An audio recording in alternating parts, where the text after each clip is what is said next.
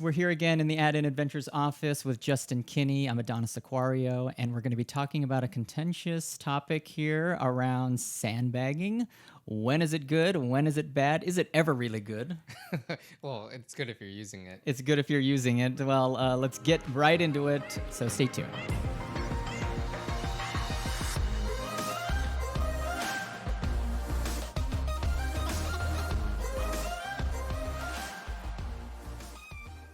All right, Justin. So we're going to be talking about sandbagging. I think both you and I have had a little bit of experience in it. I don't know. I've never been a sandbagger myself. Are you ever the sandbagger on your team? No, definitely not. I mean, I've tried to get there, but we'll talk about that. But no, unfortunately, I've never been quite the sandbagger. Yeah. Well, let's talk about what sandbagging is first. For those that aren't familiar what sandbaggers are in USTA tennis, what are sandbaggers? I think it's funny because compared to most sports, it's pretty obvious. The USTA for adult leagues uses they have a pretty standardized rating system to say here's your competitive level.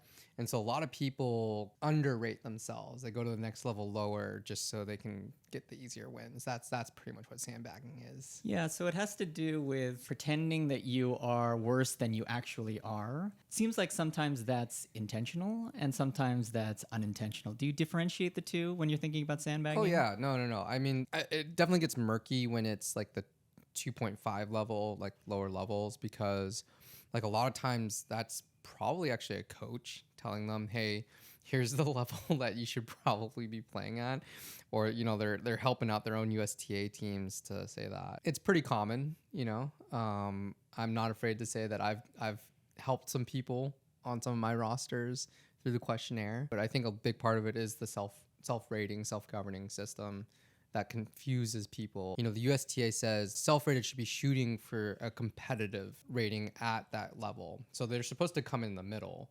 The problem is right now, it's anyone that's self-rated is pretty much, usually they're going to be like in the top like 90%. They're going to be in that top 10th percentile of winning at that level. Well, yeah, let's talk about how that really matters in the context of USTA, because sandbagging, if you're not really, it's not like I'm at a public court and I'm telling somebody, oh, let's go play tennis, and I'm betting money, and suddenly I'm beating that person, and I make $100 from that person. It's not like that in the context of USTA. It has to do with where you are in rating yourself as part of joining the USTA and joining an adult league. So can you talk a little bit about the self-rating process? When I first started joining this industry, they actually used to do like rating clinics. You would sign up. It didn't matter if you belonged to the club or not.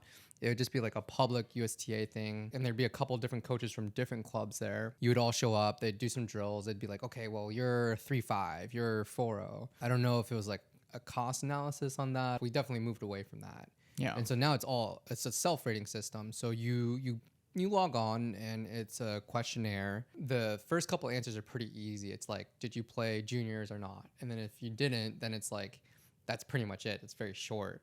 But now it's like, if you said you played juniors, and it's like, did you play tournaments? Did you like play in high school? Did you what? And then you say yes and yes. Then it keeps expanding the questionnaire. So it gets pretty in depth now. And I think that is, it has been good to see the evolution of that. When they first started pushing out that self-rate system, it was just like, did you play juniors or not? Yeah. And that was about it. Yeah. And so it's funny because like even now, I remember on one of the men's teams that did very, very well, we had a couple guys that played on the UW club team, right? And like, they went to nationals, they played tournaments for them. So like very high competitive level. Yeah. But there's the self-rating questionnaire didn't ask about any of that. So they all self-rated 3.5. Okay. Well, and that's an intentional decision to self-rate as 3.5. So there's pressure that's coming from other people to self-rate, like you said, maybe coaches, maybe captains, maybe other people that you want to play with, like genuinely, I want to play with some friends. They're 3.5 players. And then there are others that are intentionally doing it to try and win their league, to be able to get to the top of their flight. What category do most people fall into? Man, I mean, I do feel like, especially because we're seeing like the sandbagging, not just at the lower levels, like I mentioned earlier, but it's at like 3.5, 4.0, 4.5. It's across the board. And at that point, like these people are self-aware. Yeah. right? They've got to know or have like some kind of base understanding of where they really should be coming in. Yeah. And so in their minds, it's like they should know, like when they're clicking that button, right? And they're kind of choosing to say, hey, I might omit something. I mean, they know. And you see a lot of teams, right? You've been in the USTA for a long time. You've coached a lot of teams from 2-5 to 4-5. How bad do you think sandbagging is right now in the USTA in our region? Honestly, like if you want to go postseason, you got to have a couple on your team. Oh, interesting. Right? Like you talk about depth of roster, or like you really want some guaranteed wins here and there, especially in the tougher matches. But I think the bigger issue is that most of the captains and coaches, we know how to work around it. With a self-rated player, it has a self-rate symbol next to their rating. So if they actually win too many matches, they can DQ themselves. Or sorry, if they win by too much of a margin, they can DQ themselves. So as a captain or coach, we know like we usually don't let them play more than 2 or 3 matches, because that's kind of like the standard line of saying, oh, if you don't play more than that, you're probably not going to get DQ'd. Yeah. So you learn how to hide the players, or you see this all the time. It's like you'll have a self-rate player. They play doubles all season, right? Yeah. So their rating's kind of hidden, and then it's like, oh, it's postseason, #1 singles, Yeah. right? And they don't drop a game, Right. Like they just crush people. So I struggle with this as a captain, right? And like you said, there's the side of us that says like it's wrong. It feels wrong to bring in sandbaggers onto your team, because we are all trying to compete. We're all trying to learn how to play tennis. We're all trying to get better. And yet, if we want to be competitive, we have to play within the limits of a system that has enabled sandbaggers to play tennis at our level. And to be able to compete against those individuals, we need to play that game as well. I know. I mean, that's the issue, right? It's like you can't hate the player. You have to play the game. Yeah. Right. It's like everyone's doing it. So you're like, well, if everyone's cheating a little bit, maybe I'll cheat a little bit too. And so what does that do to the league? Like, what's the consequence of that to tennis right now? I mean, I feel like the hardest part is there are some discouraging moments, right? Like there are people that like say, you know, you moved up from 3-0 to 3-5. Like you came through that journey and you've improved your game, and then you play against a sandbagger that it doesn't feel like they earned that moment. They just walk out and they cream you, and it just doesn't feel like you start to question maybe like, why did I put in this time and effort, right? It's that overall experience. The bigger issue is we look at the teams that are going postseason. Majority of those teams have some kind of self-rate stack on their roster.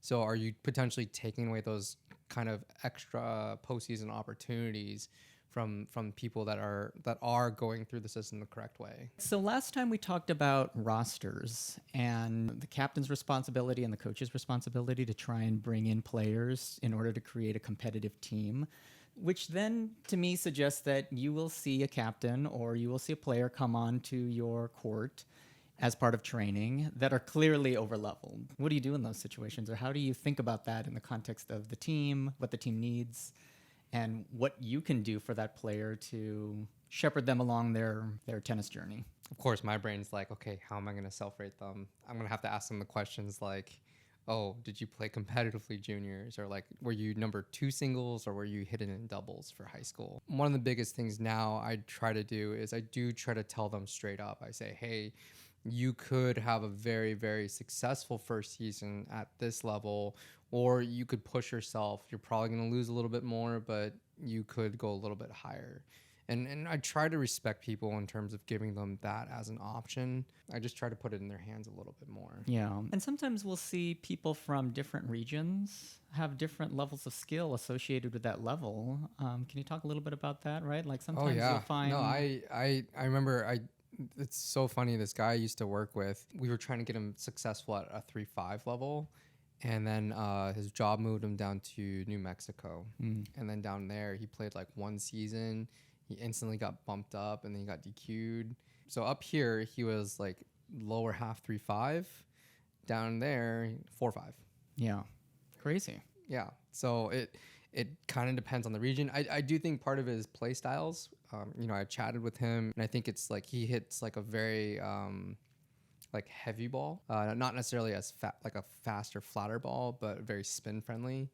And so like if you go somewhere very, very hot and the ball kicks a lot from your spin, that definitely rewards your game a lot. Yeah. So maybe that's a big difference. Overall, it was just fascinating to see like his competitive level up here versus like, oh, he just cleaned up. With each section, it's kind of what the options are at the top end. Parts of like California, Texas, Florida, they have 5-5 and open divisions. We don't have that here. Oh, okay. You know, there's one of the coaches I used to work with. She got bumped up to a 5-5, and she's like, "Oh shit, I'm screwed." She's like one of the 3 5-5s in our section. The other 2 are in Oregon.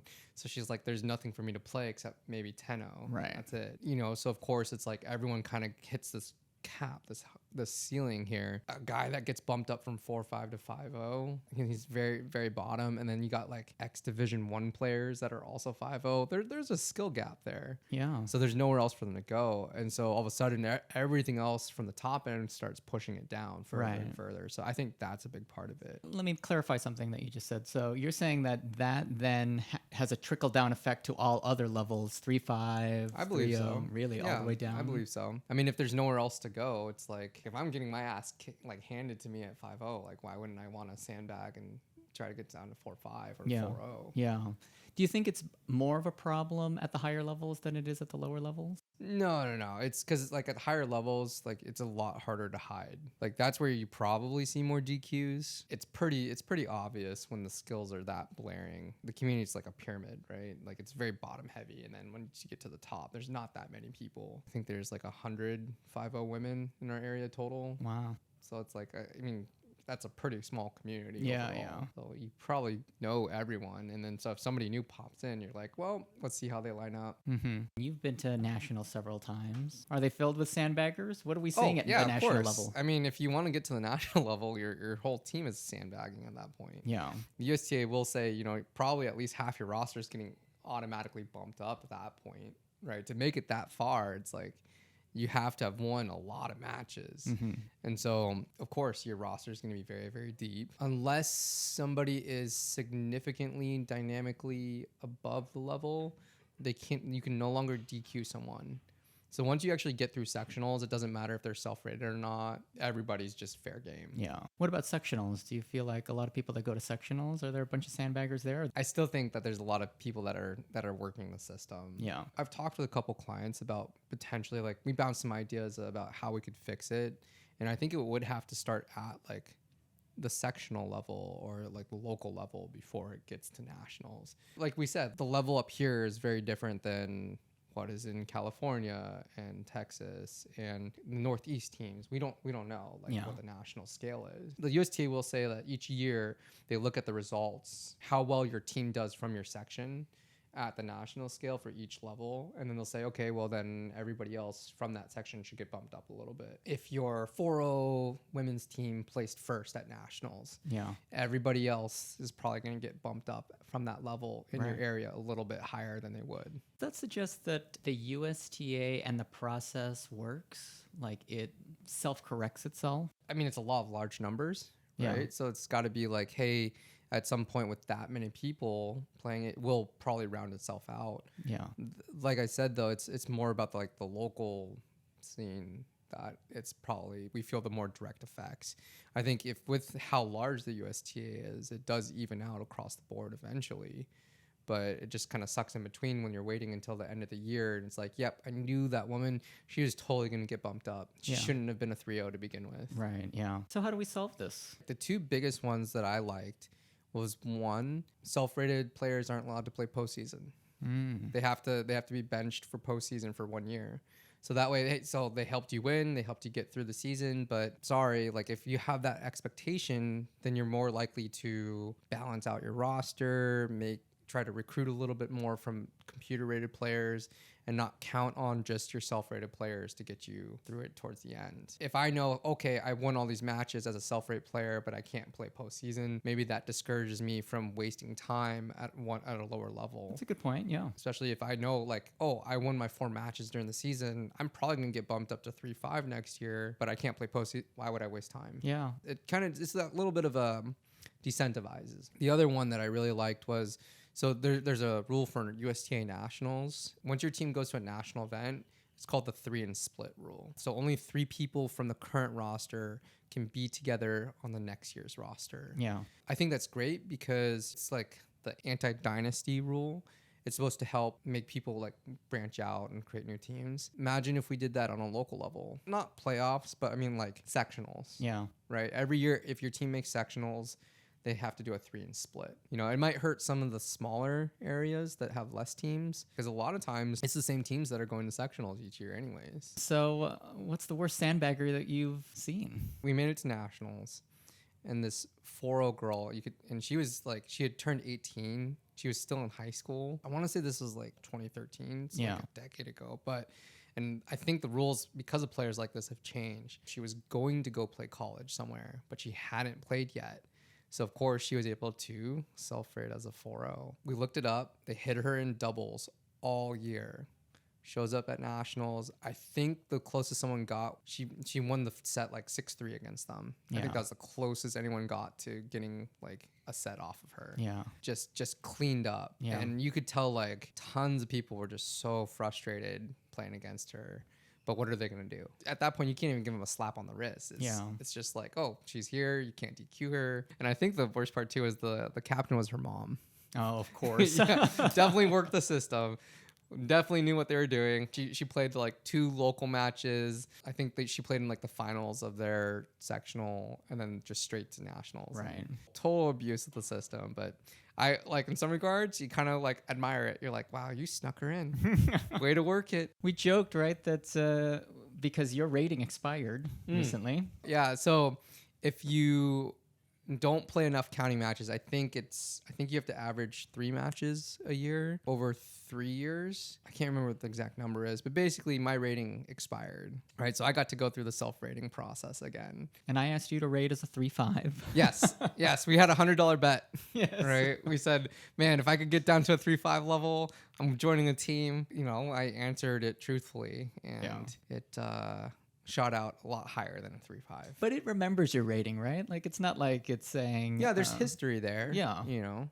So, like, one of the questions, I think if you go down the questionnaire far enough, it'll ask, did you have, like, a previous rating? I'd averaged enough mixed matches, so I had, like, a mixed exclusive rating. Right. And it's very rare for people to have, like, a different mixed rating from your 18-plus rating. Well, comment down below. Tell us a story about your worst sandbaggers that you've seen on the tennis court, because we've definitely got plenty of stories on our end. But then also, you know, when you're thinking about sandbaggers, sometimes it looks obvious and then it's not as obvious when they actually get on court. And we talked about this last time. Some people drill very well, but they don't have the record or the match play experience or the recorded match play experience to be able to play and compete at that level, which to me suggests that, you know, NTRP ratings, they're not about skill level. It's about wins. Yeah. Well, I mean, I try to always separate it as like, what is your hitting skill and your playing skill? Yeah. Right? Like, NTRP doesn't care about hitting skill. You can hit the prettiest shot,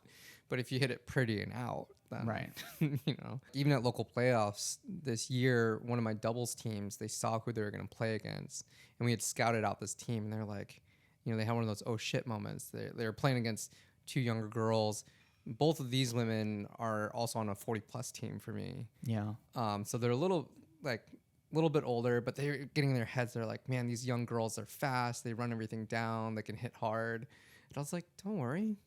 Doesn't mean anything. Yeah. Right. And then, of course, I don't remember both of their opponents were self-rated, but I think at least one of them was. But yeah, my ladies won straight sets. Yeah. No problem. I think once they got out there and they realized, yeah, they're hitting hard, but we can just, you know, hit it back. Right. Yeah. You know, but you can't get in your head or be intimidated.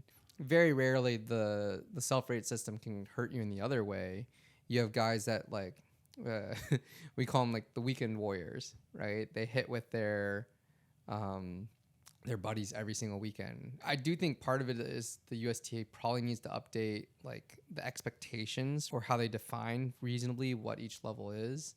Because these guys will read it and they'll say, yeah, I can hit with spin. All they do is like slice their backhand. And they're like, I can spin it cross court and down the line.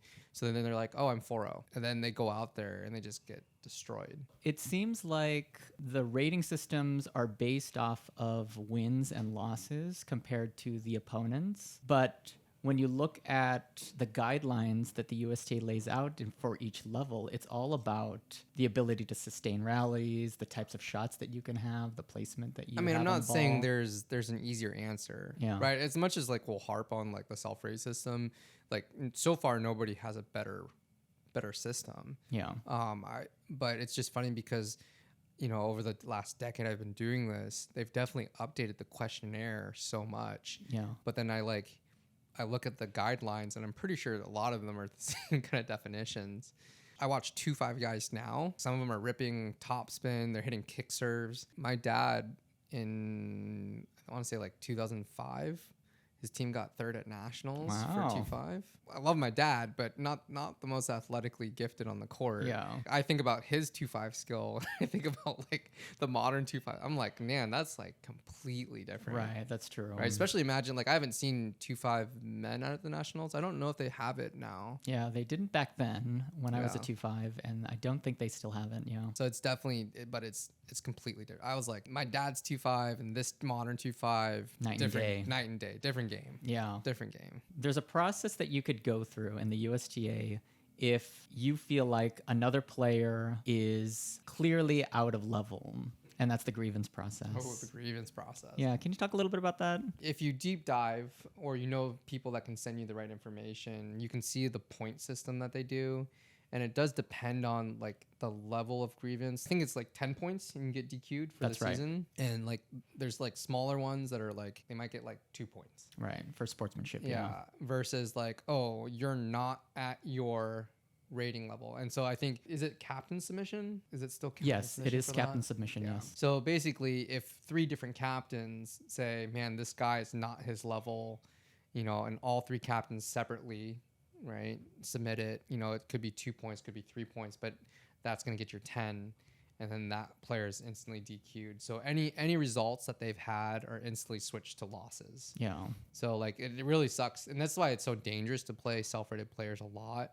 Because if your team won a couple matches 3-2 and they get DQ'd, all of a sudden you're now 2-3. Yeah, so it's a struggle. Man, this is so hard, right? Because everyone at the national level, or at least like it seems like when you're going to play at the national level, everybody's playing over level. And yet there are processes put in place to circumvent those individuals from advancing, or at least that team advancing, because it does affect that record for that particular team. And when you're thinking about the grievance process, like that just adds, I don't know, an extra layer of pressure, but maybe that's intentional, right? Like they want you to have this push and pull Yeah, I dynamic mean, you got it. for the Yeah, you players. should. They want you to like, because I mean, it's basically a self-governing Yeah. at some point. So have you ever turned anybody else in for a grievance? No, I mean, overrating? but I've never been like. There's been moments for teams that I've coached where I look at the opponents, but I do believe in like tennis karma, right? Yeah. Like I believe like if they truly are blasting you off the court, they're doing that to multiple people, then they're probably going to get DQ'd anyways. Yeah. And what a lot of people don't realize too is with that grievance system is that every time you get as a player, you get a grievance filed against you, you get points. Your captain also gets points. Interesting. And that's the more interesting one that a lot of people don't know about, because like let's say your player gets DQ'd, right? They get their 10. As a captain, you get 5. Oh, interesting. Right? So all of a sudden, and those you have your career grievance, and then I think you have a seasonal grievance Oh, interesting. that resets. And it's like if it happens like within a couple years, 2 or 3 years, I think, and as a captain you accumulate too many points, you lose captaining privileges, right? And I think it's like you have to take 1 calendar year off from captaining. Happens again, I think it's like a 5-year ban, and if it happens again, it's like lifetime ban. Yeah. We should take a look at that before we share incorrect information, just to be sure. Let's double but- check those numbers. Hey, I don't care. Hey, if it scares captains into not self-rating as many players, I'm fine with that. Yeah, that's true. Like I think a great sandbagging experience is you play somebody that everyone's been saying, hey, that's a sandbagger, you should be careful, and then when you beat them, then it's just like you cheated. You feel good about but it. you feel good about it. Yeah. Right. So I think that's good. That's a good experience for sandbagging. I'd like to experience being a sandbagger. Okay, so let us know who wants to help Adonis get down to a 2-5. Yeah. willing to come play him I We'll wouldn't record the mind maybe scores. playing a little left-handed for a little bit and just slowly get my dynamic rating down so that I can get back to 2.5, and then suddenly, oh my God, I'm a right-hander.